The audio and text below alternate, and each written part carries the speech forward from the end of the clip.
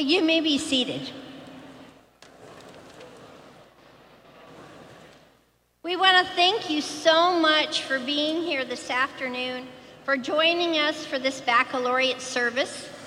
And I think some of you are probably thinking, I don't even know what a baccalaureate service is, right?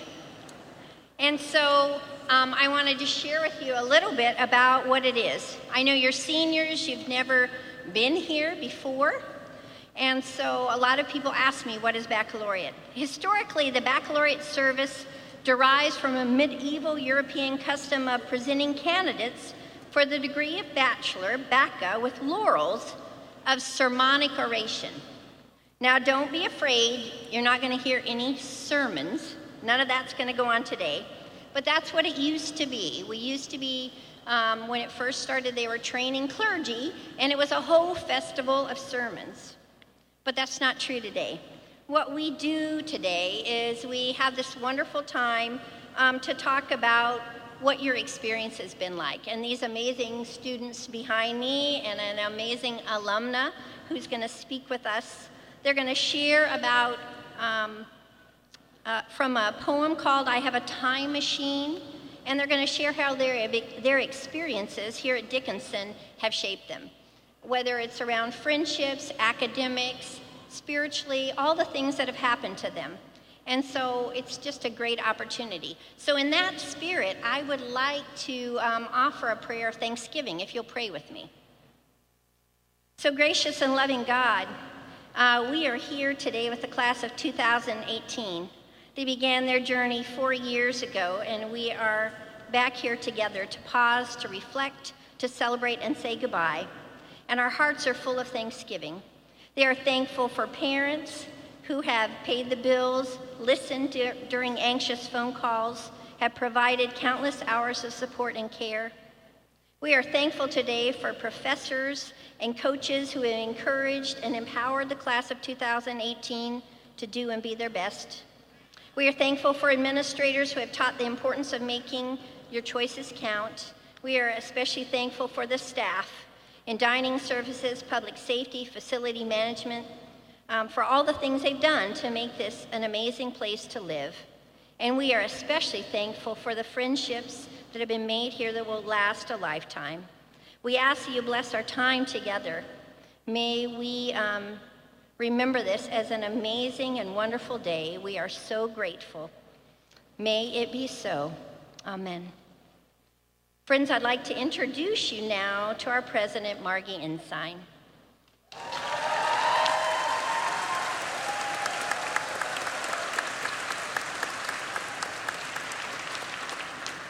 Good afternoon, everyone. Welcome to Dickinson College on this wonderful day. And before we go any further, let's have a huge round of applause for the class of 2018.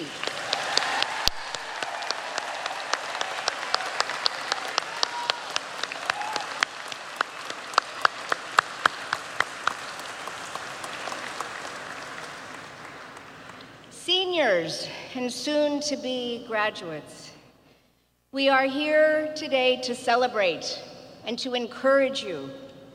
Encourage is a good word because the future will require courage. We encourage you to proceed into that future, moment by moment, step by step, with well-founded confidence, secure in the knowledge that you are a Dickinsonian and you are very well prepared. During this last year, I've had a great chance to look into many Dickinsonian rearview mirrors. Many of you have shared your experiences here with me, and I've spent much of my time traveling all over the country to meet close to 2,000 of our beloved alumni. Alumni eager, all of them, to share their memories of their beloved college with its new president. This voyage has been a truly uplifting experience. What I have seen has been a remarkable range of successful, well-lived lives. Lives transformed and launched right here from Dickinson. Scientists and artists, doctors, business people and teachers, social workers and bankers and singers and writers and government officials, and screenwriters. Dickinson alumni represent precisely the range of interests that we have come to expect and have experienced here in this liberal arts campus, a place where so many different sorts of talents are nurtured and shared. I came away from these alumni meetings energized, with great respect for the role Dickinson College has played in the lives of so many of its students. I came away with a great faith in you and your futures. Every age has its own unique set of challenges, and in their time, these challenges appear daunting, unprecedented, and sometimes insurmountable. Yet each age also has its own ideas, inventions, technologies, knowledge, and skills, its institutions, and its extraordinary individuals like you, class of 2018, poised to confront those challenges and to forge a new future for all of us. We live in a world, for all its ills, is a world transformed daily by astonishing discoveries and innovations, the spread of global prosperity, improved health and longevity, progress made possible only by knowledge, by truth, and by courage. We live in a world that at the moment seems to focus only on the problems, and there are many, but please leave here today remembering that we have made more progress in human life as measured by life expectancy in the past 60 years than the previous 600. That's real progress. But we need your education, your skills, your commitment, and your courage for that to continue. You are a Dickinsonian. You are prepared to achieve that progress. You are people who will seek and speak and be open to new insights and to new truths, and to challenge them too. That's what your wonderful faculty has taught you. You have received an education where truth is vigorously sought and treasured, freedom of speech and inquiry cherished. Never, never underestimate its value. For this is the sort of place, you the sort of people, upon whom our futures must be built.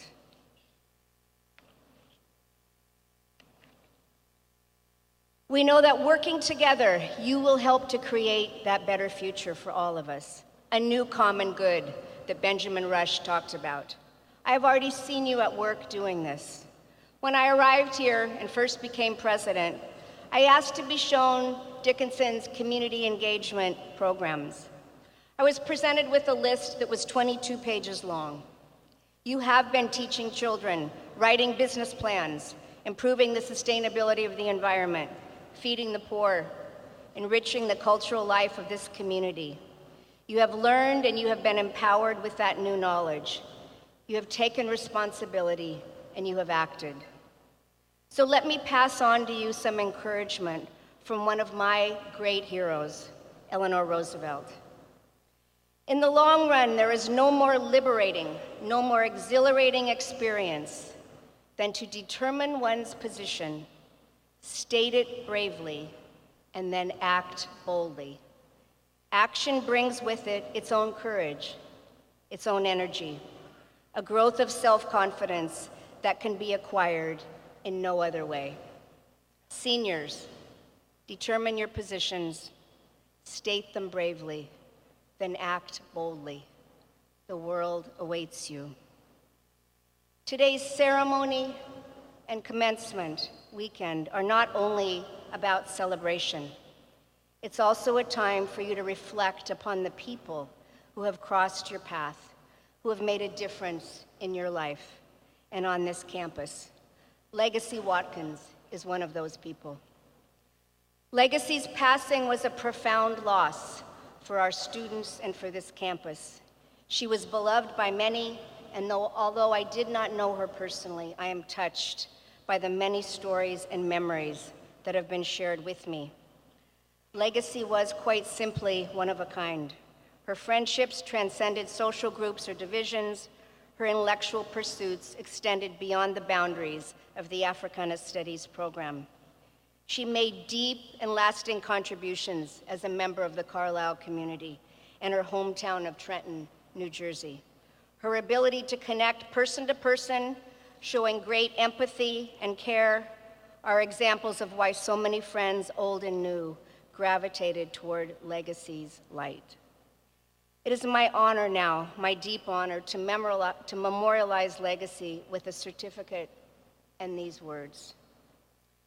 Legacy Watkins could light up a room with her smile and the brilliance of her character. She was a ray of sunshine who brightened the days and lives of friends, family, countless children, and young adults mentored through her community service.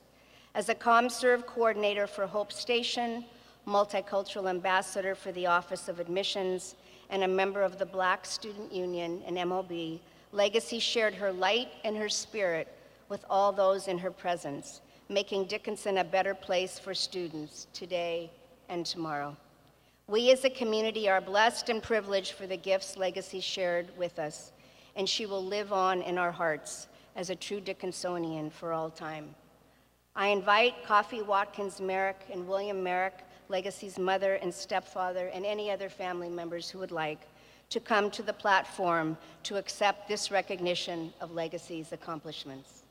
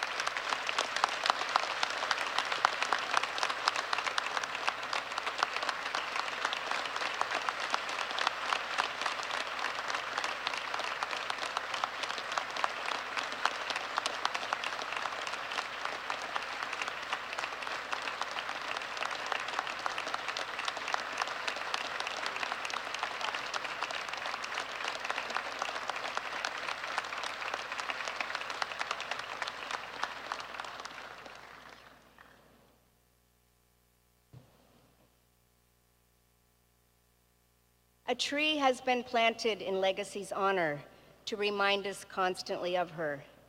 Immediately following this ceremony, there will be a tree dedication ceremony in front of Old West, and all are invited to attend. I now invite Morgan Bates, class of 2018, to offer a musical reflection, Fanfare for the Women. Morgan.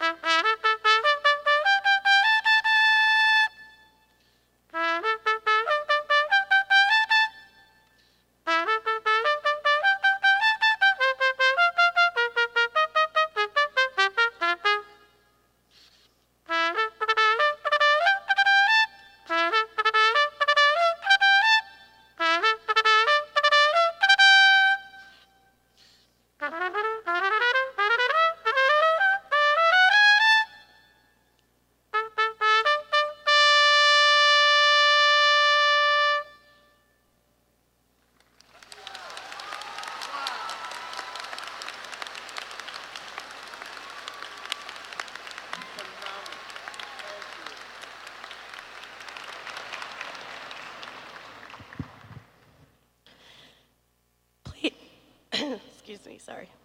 Please pray with me for our interfaith prayer.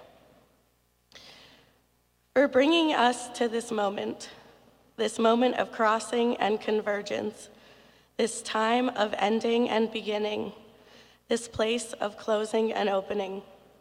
Grant us, we pray, your comfort in transitions. May our grief over loss of friends, colleagues, and relationships, may our fear of change and of a barely visible future, may our grief and fear be overshadowed by potential for new relationships, new challenges, new love, and new joy. At this crossroads, grant us your confidence and grace. Grant us, we pray, your wisdom and your courage in the choices we are making and in the decisions we are choosing. Grant us peace, your promised shalom, the personal peace which passes all understanding and overwhelms our hearts, and your justice peace, the promise of a righteous humanity and a just society. May your rule be strong throughout this earth.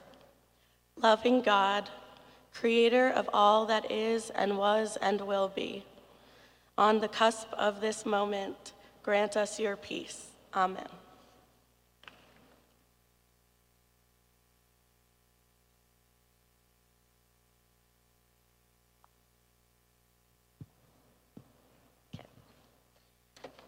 This poem is in your programs if you'd like to follow along. So,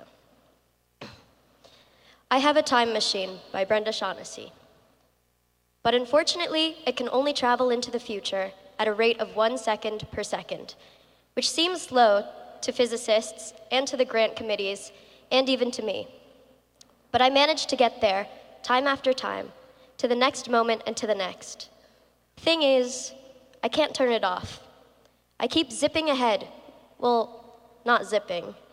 And if I try to get out of this time machine, open the latch, I'll fall into space, unconscious, then desiccated. And I'm pretty sure I'm afraid of that. So I stay inside. There's a window, though. It shows the past. It's like a television or a fish tank. But it's never live. It's always over. The fish swim in backward circles. Sometimes it's like a rearview mirror, another chance to see what I'm leaving behind. And sometimes, like blackout, all that time wasted sleeping. Myself, age 8, whole head burnt with embarrassment at having lost a library book. Myself lurking in a candled corner, expecting to be found charming. Me holding a rose, though I want to put it down so I can smoke. Me exploding at my mother, who explodes at me because the explosion of some dark star all the way back struck hard at mother's mother's mother. I turn away from the window, anticipating a blow. I thought I'd find myself an old woman by now, traveling so light in time. But I haven't gotten far at all. Strange not to be able to pick up the pace as I'd like. The past is so horribly fast.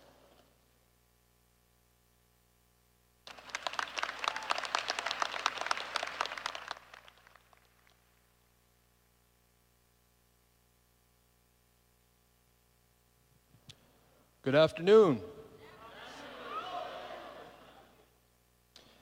In the poem which Hallie just read for you, Shaughnessy compares the passage of time in her life to being trapped in a slow-moving time machine. The machine is stuck in forward motion and moves forward at a rate of 1 second per second. Although the time machine moves slowly, it can never stop. Shaughnessy says that the machine has a window and even a rearview mirror to see what's behind you, but it can never go back.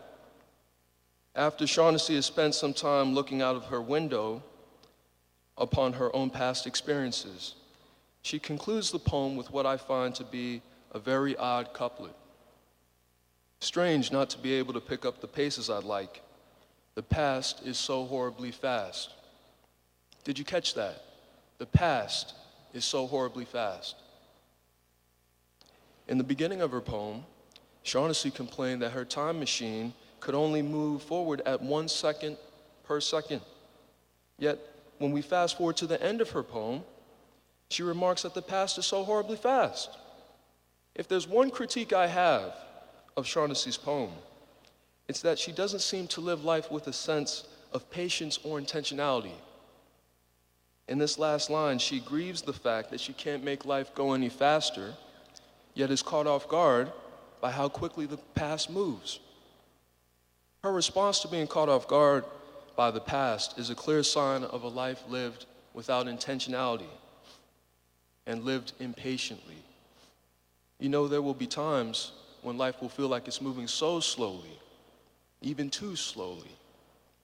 In these moments, however, I think we need to pause our busy schedules and reflect on how much of our lives we have already lived. We have our whole lives ahead of us, but eventually we will all come to that sobering moment where we have more memories behind us than opportunities to make memories ahead of us. This is the paradox of the passage of time. We think we have so much of it until it's all gone. Here's a quick example that many of my Dickinsonians will relate to. You remember when we were still students and we had an essay assignment given by a professor in class, and the professor would say, "There we go, amen." All right. And the professor would say, "You have 2 weeks to complete this assignment." Well, if you're not intentional about typing your essay, 2 weeks can turn into 2 days and a minute. Am I lying? They know. And suddenly, in that moment of anxious realization, you wonder where the last 2 weeks disappeared. My friends, right now, many of my peers out there may be wondering where the last 4 years have disappeared. Many parents and loved ones, friends of the college, you may be wondering the same thing. Well, let's ask ourselves, how did we spend the last 4 years? Did we spend it building relationships? Did we spend it doing research? Did we spend it on the athletic fields? Did we spend it by ourselves? In a campus job? On a service trip? Studying abroad? Are we pleased with how we spent the last 4 years? There's a saying that time waits for nobody. If there's anything that my college experience has taught me, it's that we must live each day with intentionality. We need a sense of mission and an awareness of our life's purpose. We need a strategy of how we will ration our allotment of this precious, non-renewable resource called time.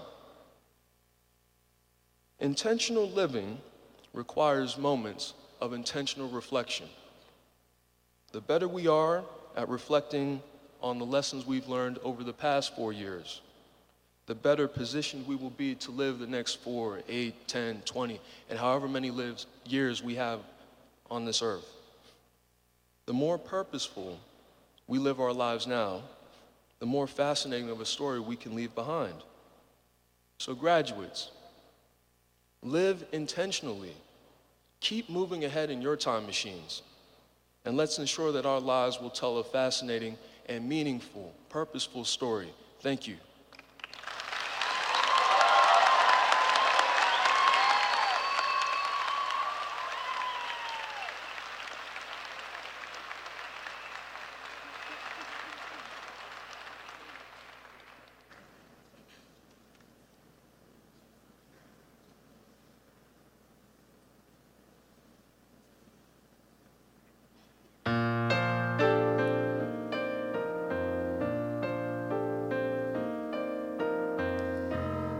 Will there really be a morning? Is there such a thing as day? Could I see it from the mountains if I were as tall as they? Has it feet like water lilies? Has it feathers feathers like a bird? Does it come from famous places, of which I have never heard?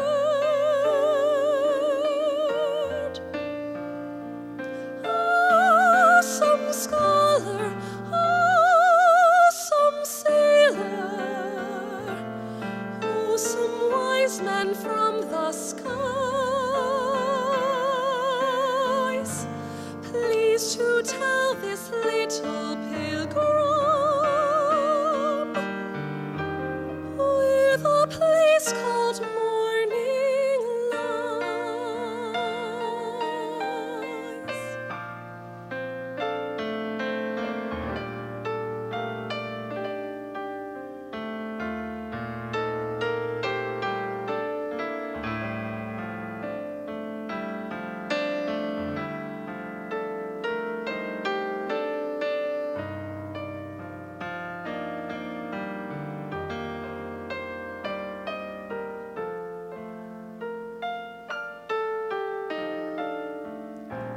Will there really be a morning? Is there such a thing as day? Could I see it from the mountains if I were as tall as they? Has it feet like water lilies? Has it feathers like a bird? Does it come from famous places, of which I have never heard? Ah, some scholar, ah, some sailor, oh, some wise man from the skies, please to tell this little pilgrim with a place called Morning Lies.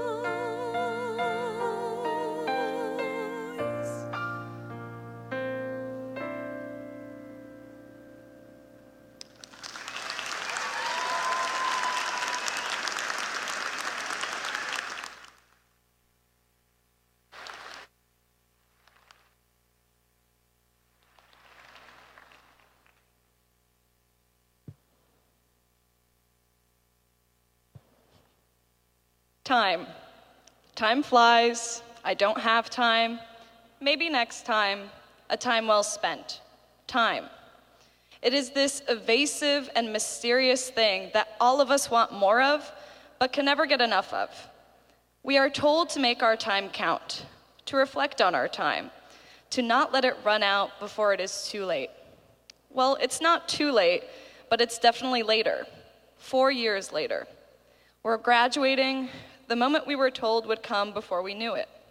And we are all probably sitting here and asking, how did I spend my time?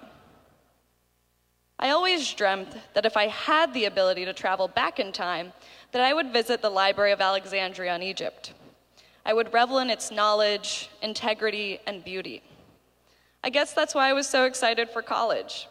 I was ready to dive into copious amounts of knowledge and classes where I pored over books about history and the world, and that's how I planned on spending my time. Quickly, as all Dickinsonians do, I realized that 4 classes and homework would fill up some of my time, but that I had a lot more time than I knew what to do with. So the result, of course, was joining clubs, picking up more shifts in the CAF, going to Clark Forum lectures, and really finding ways to get involved on campus. In college, we really got a say in how we managed our time, who we spent it with, how much would be for others, and how much would be for ourselves. We got into routines. Some of us found that we enjoy having early classes and going to the gym, where others recognize that they will never take an 8:30 class again if they got a say in it. But now as we graduate, the rules of time will change once again. We may start our 9 to 5, go back into a higher education, or choose civil service. Regardless, we are faced with asking ourselves, what are we going to do with our time?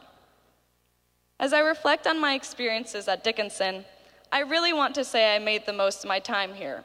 And don't get me wrong, I think I did, but I can look back and I see the ruts I hit, the procrastination, the mistakes.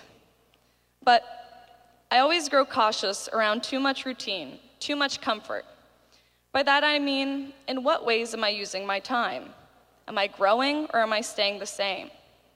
I refuse to believe that simply sitting in the back seat of our lives and letting time pass us will make us better or wiser. If we don't look for things and people that challenge us, are we really up to any challenge at all?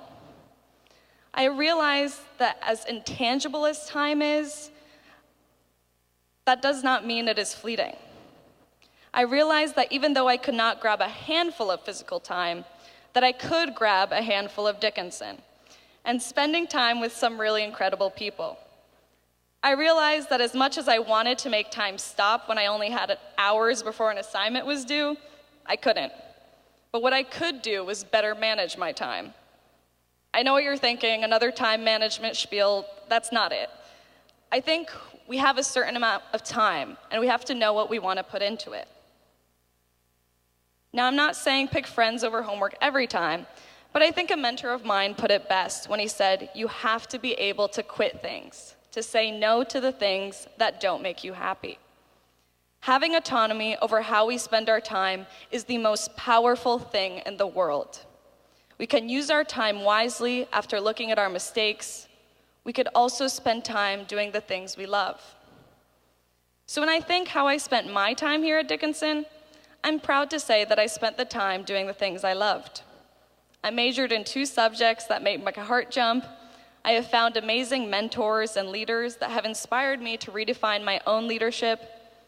I asked out the boy I've had a crush on for the longest time.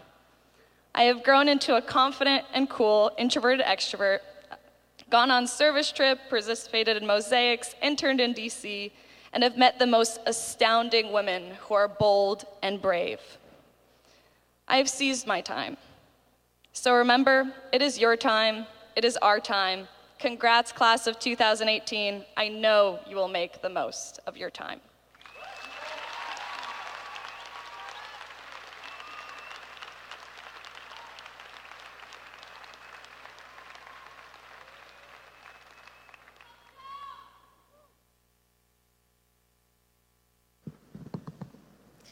I will actually perform the human heart from Once on This Island.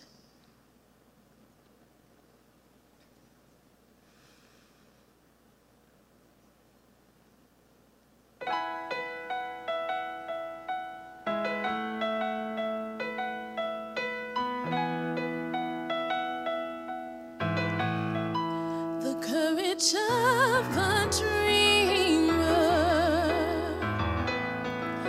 the innocence of youth,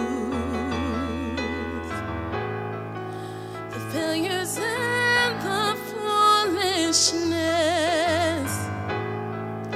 that lead us to the truth, the hopes that make us happy, the hopes that don't come true, and all the love there ever was. I see this all in you. You are part of the human heart. You are part of those who took the journey and managed to endure. The ones who knew such tenderness, the ones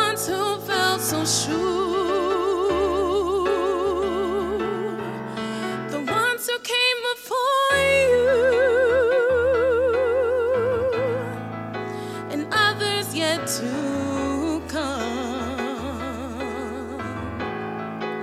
and those who you will teach it to, and those you learn it from. You are part of the human heart. You are part. This is the gift I give. Through your love, you live forever. Forever.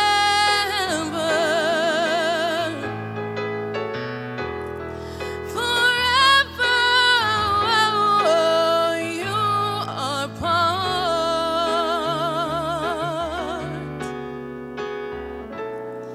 Tonight,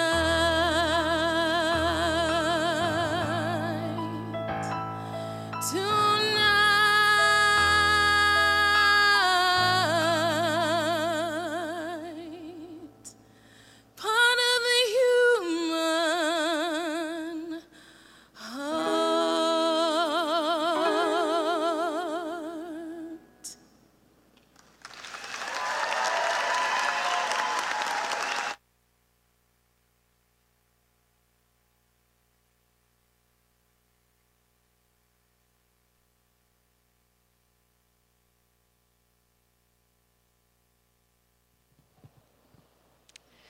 Signing up for this was interesting.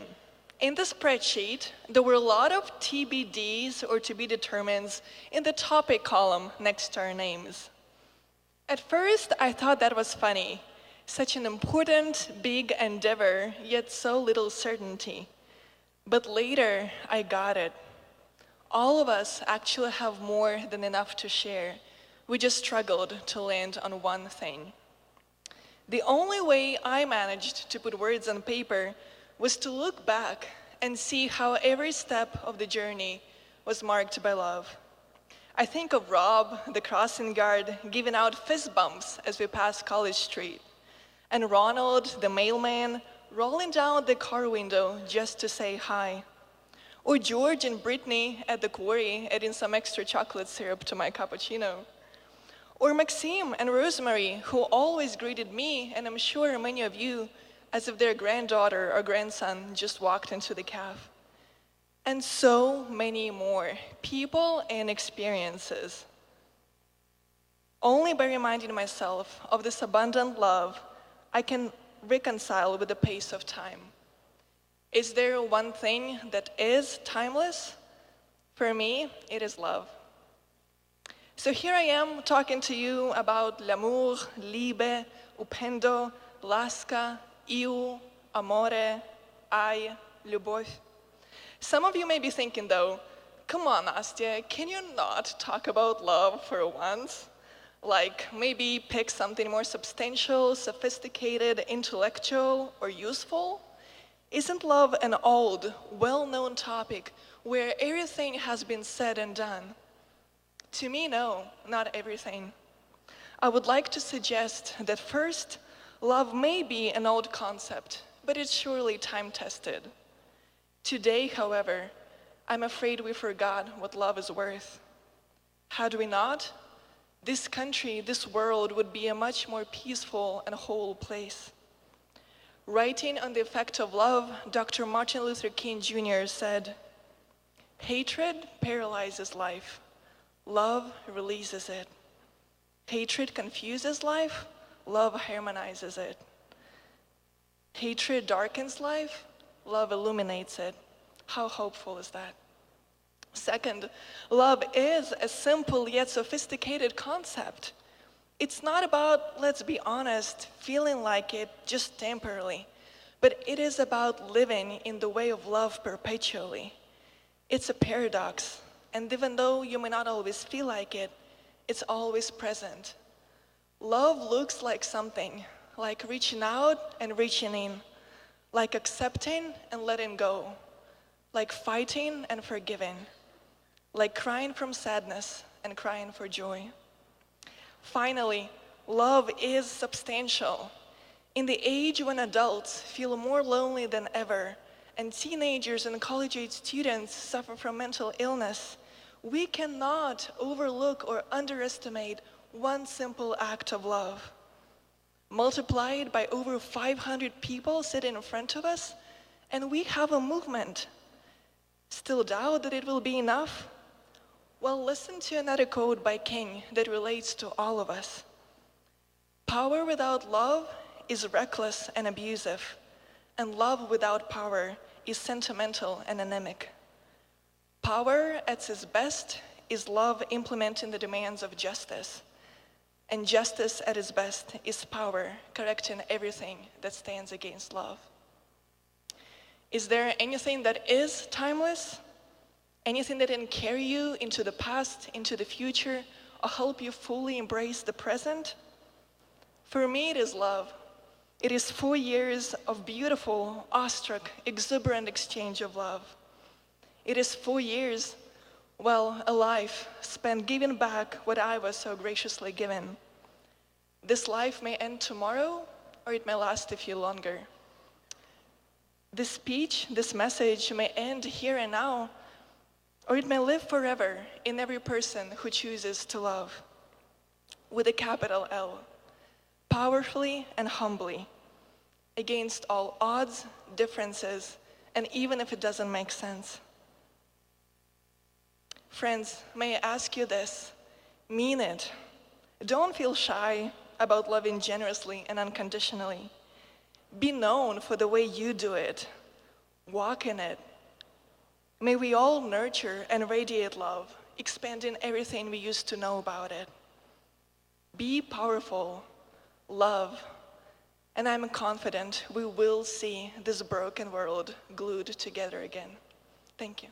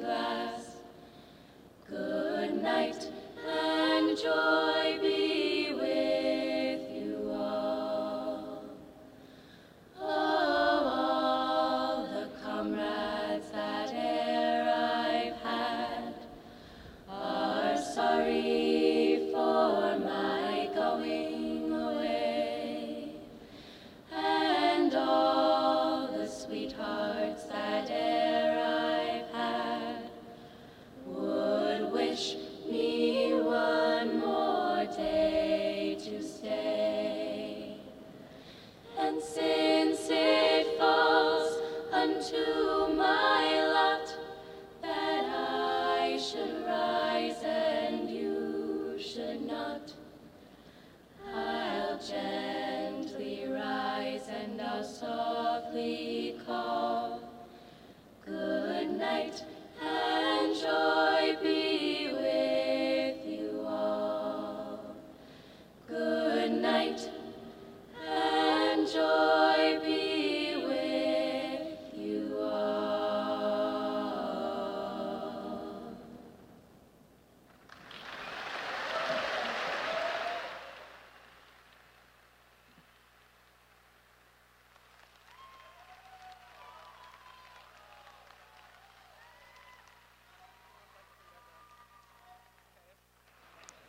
Lauren Ashley Smith is a New York-based writer and performer who is currently the head writer of BET's political and pop culture late-night show, The Rundown with Robin Thede.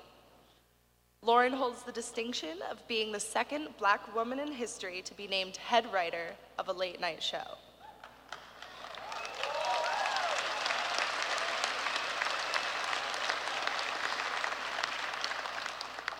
The Rundown with Robin Thede premiered to critical acclaim in October 2017 with praise from the New York Times, Slate, and the AV Club, among many others.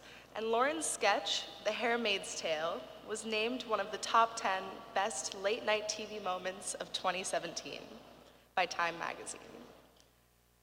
Lauren has worked in television for over a decade, from fetching tapes as a production assistant to conducting red carpet interviews at movie premieres.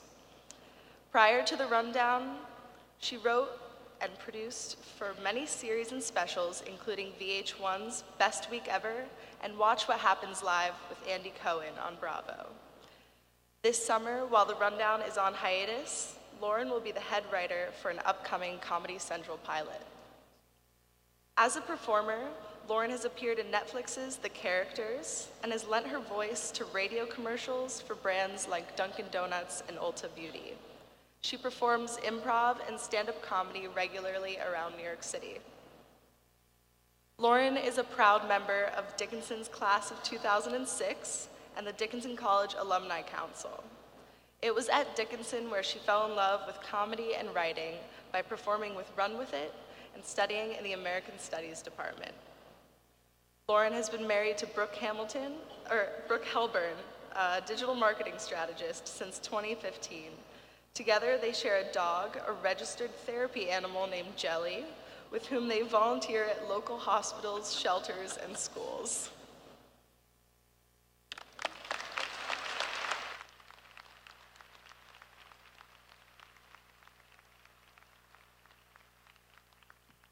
Wow, I'm short, okay. Good afternoon. Thank you so much, Zoe, for that kind introduction. To President Ensign, the Dickinson College faculty and staff, to the parents and loved ones, and most especially the class of 2018. Thank you for having me. I'm so honored to stand here before you. I'm gonna warn you, I'm trying my best to be professional and formal because I spend most of my time in a writer's room with frankly disgusting and filthy comedy writers. So we don't say things like, good afternoon, and it's an honor to stand before you. We say things like, actually, I'm just not gonna repeat what we say. But I am a proud member of Dickinson's class of 2006.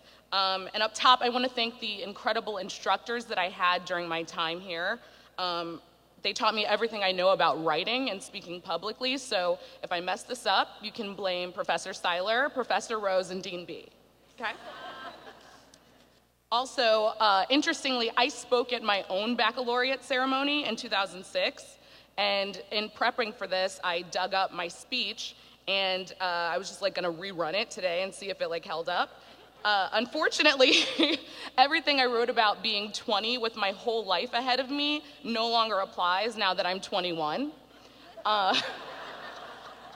Just kidding, I'm 22, and I will testify under oath to that fact. So today, instead of rehashing my old thoughts, I have the privilege of reflecting on Brenda Shaughnessy's beautiful words. To me, the poem, I Have a Time Machine, is the writer's thoughtful and poetic way of saying, life comes at you fast. Or, as my favorite poet, Drake, puts it, you only live once, that's the motto, baby, YOLO. I don't want to make assumptions, but I just kind of would bet that Brenda would probably be a good rapper, I'm just saying. So, as Brenda describes the time machine in her poem, she writes, there's a window. There's a window, though. It shows the past. It's like a television or fish tank, but it's never live, it's always over. In those stanzas, the writer tells us that in the time machine that is all of our lives, there's a window through which we can view every moment we've lived up until the present one. Okay, so here's the thing about windows. They get dirty.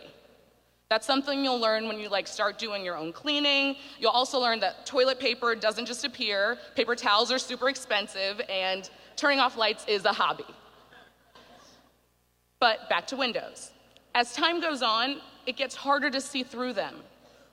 So when it comes time to look to the window of your own life and your time machine, it's your job to create experiences that shine so brightly that they pierce through the dust and the grime of many, many years. Brenda Shaughnessy's poem tells us that it is extremely important to look forward, but there is value in living your life knowing that you will one day look back at it. For example, as a TV head writer and executive producer, I spend my whole week working on a show that's going to air on Thursday night at 11 p.m. I know that the work that I do will air on TV, so it keeps me honest, it keeps me motivated, and frankly, it keeps me super stressed out at all times. Do I think about that Thursday 11 p.m. airing every second of every workday? No. But I think about it enough to make sure that when the clock strikes 11 on Thursday, that I've done all I could to make something I'm proud of. And you guys, the class of 2018, can do that with your life. Because thanks to Dickinson, you already have a roadmap. You have a roadmap to living with intent and with self-reflection. Every year, Dickinson has challenged you to ask yourselves purposeful questions with the Dickinson 4. Your who, your what, your how, and your where. When you begin your postgraduate lives tomorrow after commencement, I encourage you to move on to the Dickinson 5. You probably haven't heard about it because it's super exclusive, super secret, and pretty hip. I'm a VIP member, so you can all be my +1. So, now that you've asked yourself your who, you've asked yourself your what, your how, and your where, that Dickinson 5 is asking yourself why. If you ask yourself every day why you are making the decisions you make, you cannot and you will not lose. When you ask yourself why, you ensure that you are at every turn choosing the life that you want for yourself. And I don't expect or hope that every time you ask why, it's gonna be this earth-moving, life-changing answer. Sometimes you'll ask yourself why, and the answer will be, I don't know, or I want to, or because Drake told me you only live once. Doesn't matter. But the important thing is that you do ask yourself why. For example, if I had asked myself why in 2006 I wanted to wear purple eyeshadow, looking at my senior picture would be a lot more enjoyable for me today. On the other hand, every time I have asked myself why, it has improved my life. When I asked myself why I wanted to leave the comfort of St. Louis, Missouri for the unknown of Carlisle, Pennsylvania, the answer was because this is a global community and I think it could feel like home. And I was right. Again, in 2017, when I asked myself why I would leave a long-term, stable job on Watch What Happens Live with Andy Cohen to do 24 episodes of a show no one had heard of called The Rundown with Robin Thede, my answer was because I believe in the show and because I think it will challenge me. Well, 12 weeks into the job as a staff writer, it did challenge me when I became the head writer. If I had stayed at Watch What Happens Live, I would have been happy and swimming in Real Housewives and Rosé for life. But I certainly would not have become the second Black woman to become the head writer of a late night show. It wouldn't have happened. The bottom line, no, you don't have to clap, that's okay. The bottom line is, asking why has led me to some of the most fulfilling experiences of my whole life. Asking why and taking absolute ownership of our lives is so, so important. Because as Brenda Shaughnessy says at the end of her poem, the past is so horribly fast. To echo her, I'll tell you something your brain already knows, but your heart might not understand for another 5, 10, 15, 20 years. Lectures in Denny, Bosler, and Rector are long, but the memory of them is short. Calf brunches are long, but the memory of those brunches is short. Nights at the G-Man are long, but the memory of those is short, sometimes very short.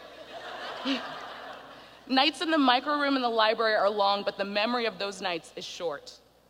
I wish I had known when the power went out on campus and I had to hand draw a keynote presentation for my Mexican mosaic class, that I would look back on that moment and smile. I had several emotions that night, and I don't remember smiling one time. But when I look back through the window of my own time machine, that moment shines through because it made me tougher, it bonded me to my classmates, and it taught me that when your resources run out, find another resource. If you believe in the work, push forward at all costs. And when the computers in the microroom go out, there are these things called pens and paper. Have you heard of them? That is just one moment of many that I can clearly see through my window, in spite of the clouds of time. So with the fleeting nature of the past in mind, I ask you every day to consider what will be in the window of your time machine. There's no wrong answer, there's no wrong view. If you want to spend every day from now until the end of time watching Sheena Shea and Stassi fight on Vanderpump Rules on Bravo, and that's what shines through your window, that's okay. With me, probably not your parents, but I stand by that advice, for me. Already, you have had life-changing experiences and done incredible work that will no doubt shine through your window and the windows of others. That's evident from achievements like Ashley Moorfield's Fulbright Award, and Jamie Harmon's Venture for America Fellowship. As individuals and as a class, you are an impressive and resilient group of leaders who are already living with purpose. Plus, here's better news. You're not the sole curator of your window. You will do what you can for yourself, but you should absolutely lean on the community you have found and inherited here at Dickinson to fill in the blanks. It was at a luncheon in the Hub Social Hall that I met Amy Niyakis of Dickinson's class of 1994, who helped me get an internship at VH1, which led to a job at VH1, which led to my first TV writing job on a show on VH1. Without Amy, the view from my own window would be very different. And I want to be Amy for you. The 30,000 other Dickinson alumni want to be Amy for you. We're here to help you create the view from your window. We are your LinkedIn. Also, LinkedIn is your LinkedIn. Use it. But the point is that you are not building that view from your window alone. So, as you continue the journey in your time machine, moving at the rate of 1 second per second, do not forget to ask yourself at every turn, why?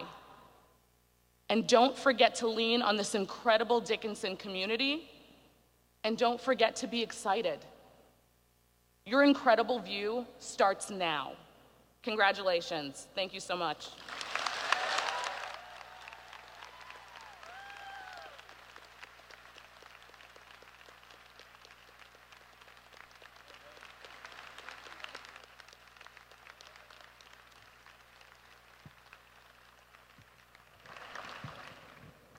So let us go now from this place and these people we have learned to love into a world we are still learning to love.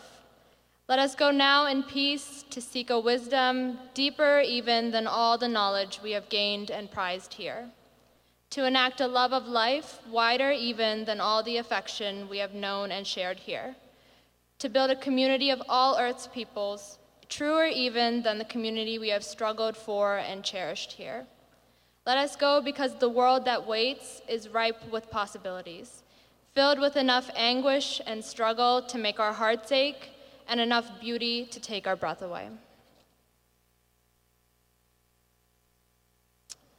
It is a world that hungers for our gifts, that awaits our insights, that longs for our solidarity, that will reward our imagination, that will rise with our courage.